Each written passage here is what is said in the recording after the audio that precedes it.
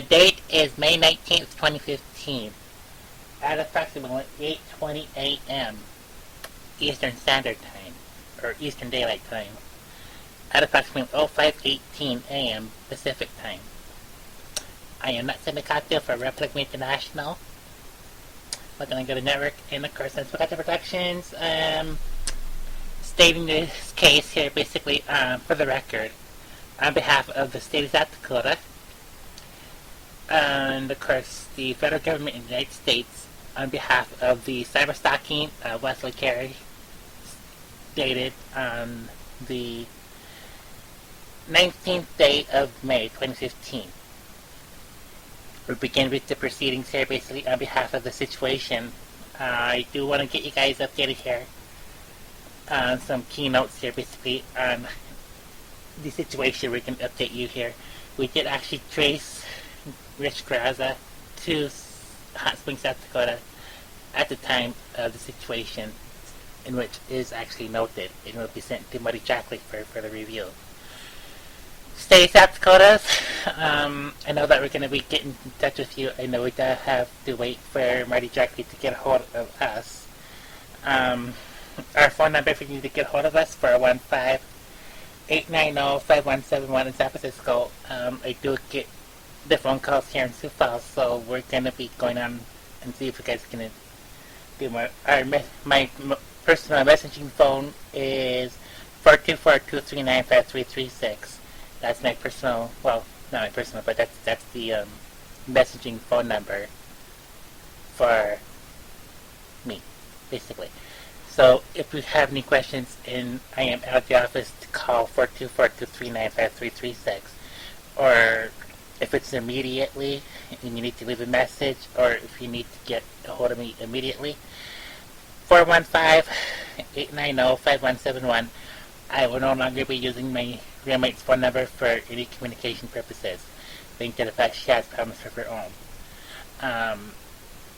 We'll get into the situation, jump into the,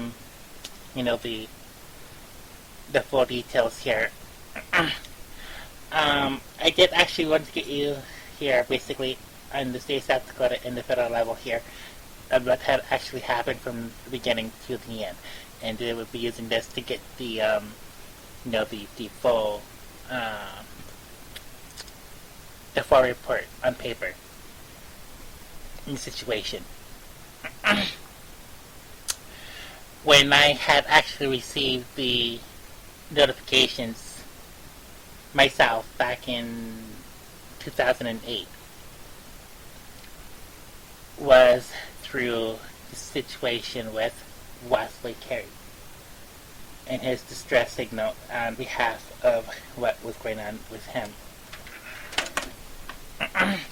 So we came in, we took photos, we did take the information, we did some research, we did some, the tracing and tracking.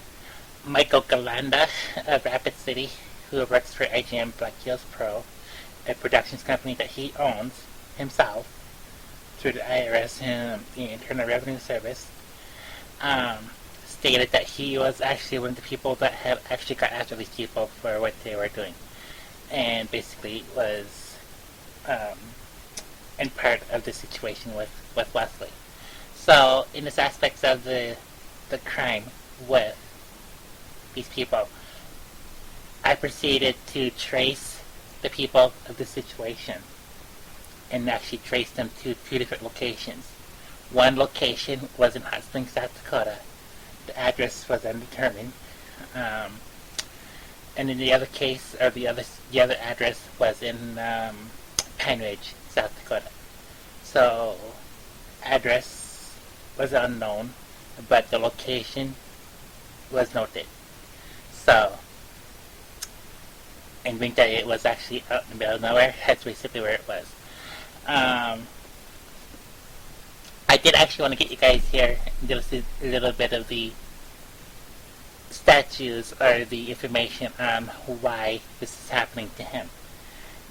One of the main reasons why this might happen to him, basically he does have some, like I said, some mental issues, some issues with them possibly some other people that were actually using that against him to have him commit suicide. So, and then in the aspects of the law states that under the cyberbullying or cyberstalking laws of South Dakota, that it will be a civil rights violation on behalf of the state of South Dakota, and causing the death of Wesley Carey is another charge on the two people. So the state of South Dakota has actually enacted the anti-bullying policies for the state of South Dakota. Basically, there is a model policy in which we can use to use against these people of the crime or the criminals who did the initial crime. So, you guys are already aware that I am actually here for purposes only. I will testify if I need to, if you guys need me to testify. If not, I can then just go ahead and head on out. That I do know that you guys had seen much of the evidence, you guys had seen much of the information, including the state of South Dakota, and Marty Jackley has also seen the same information. There's actually 2 cases in this case. I do have to look it up here. The people and then our company who actually applied to Marty Jackley was Multilingual Network.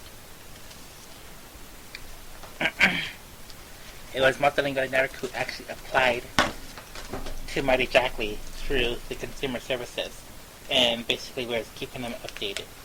So I want to get you guys here 2 case numbers here, and for questioning Marty Jackley if needed.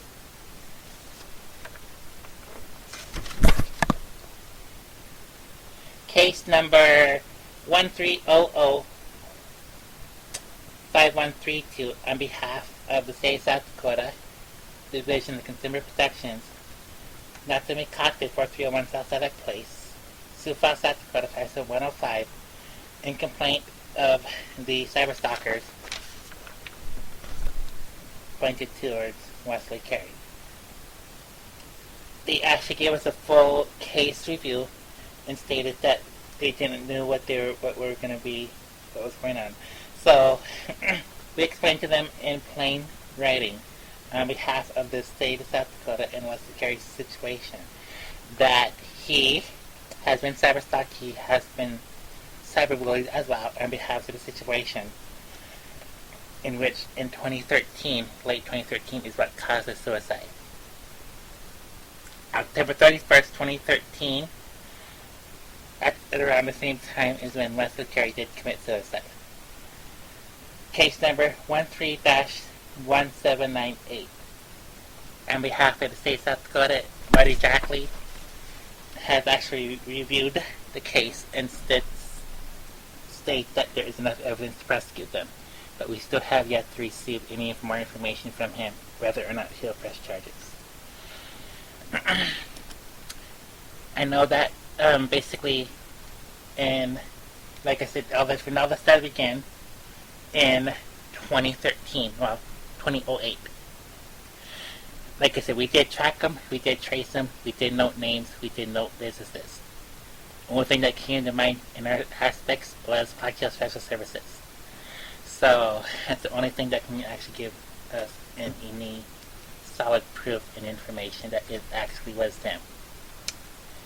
We did actually trace the email in which it came from, a Hotmail email account, and then a Yahoo email account which belonged to a Molly Becker.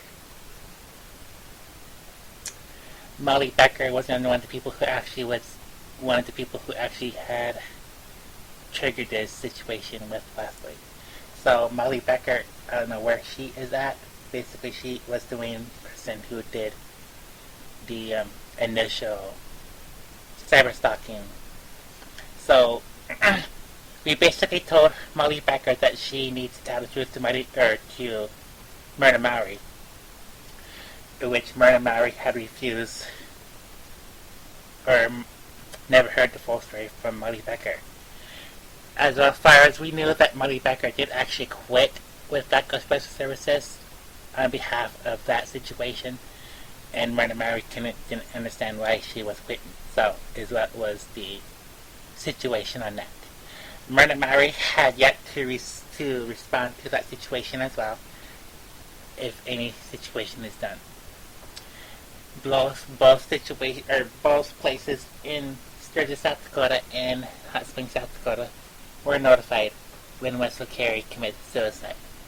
So when he did that, basically in 2013, late 2013, the notification through state of South Dakota and Mighty Jackley came through, and basically it was actually too late for Wesley when the people of Sioux Falls, South Dakota did see his suicide. So,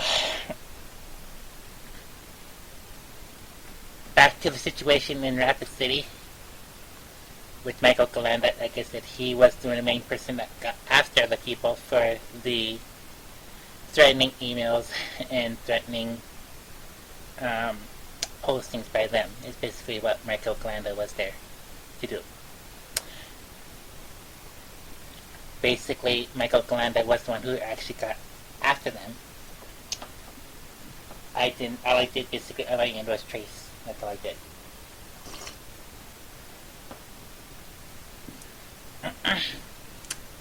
And being to the fact that I can only do so much on my part is the reason why I do what I do.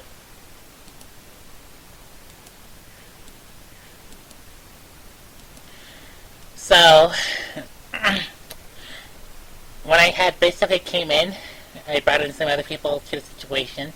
One was Angela Himalaya. You guys probably recognize her. She was the one who actually was the one who was working in psychology at the time. She was actually in college for psychology, and that's when she had gotten her training and all that stuff through the state of South Dakota and other states for her suicide prevention or crisis intervention program, basically is what she was doing. She was the one in charge of support matters when support matters belonged to her and not to Wesley Carey. So basically when the other emails came through at the time, there is no exact date, I could be wrong here, is when they were starting to target her too. So they were trying to say that she was doing things illegally when she was in school, she was in college, she was through an alternative program in Ireland, Galway, Ireland, for psychology. She did work at the time for Black Hills for Black Hills Center for Equality. Her direct boss at the time was Stephanie Dixon with Front Porch Coalition in Rapid City. They were the main people who actually trained Angela. They were the main people who actually trained her to be a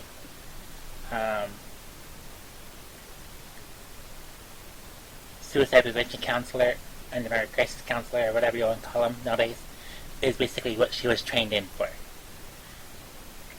When she was in college, she had gotten her college a diploma in psychology, is what she was going for at the time.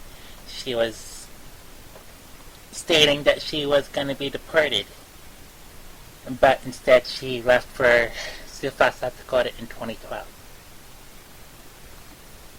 She came to Sioux Falls, South Dakota, and in Sioux Falls, South Dakota is when she and other people had actually was noting on her, trying to get her job at the center here at Sioux Falls.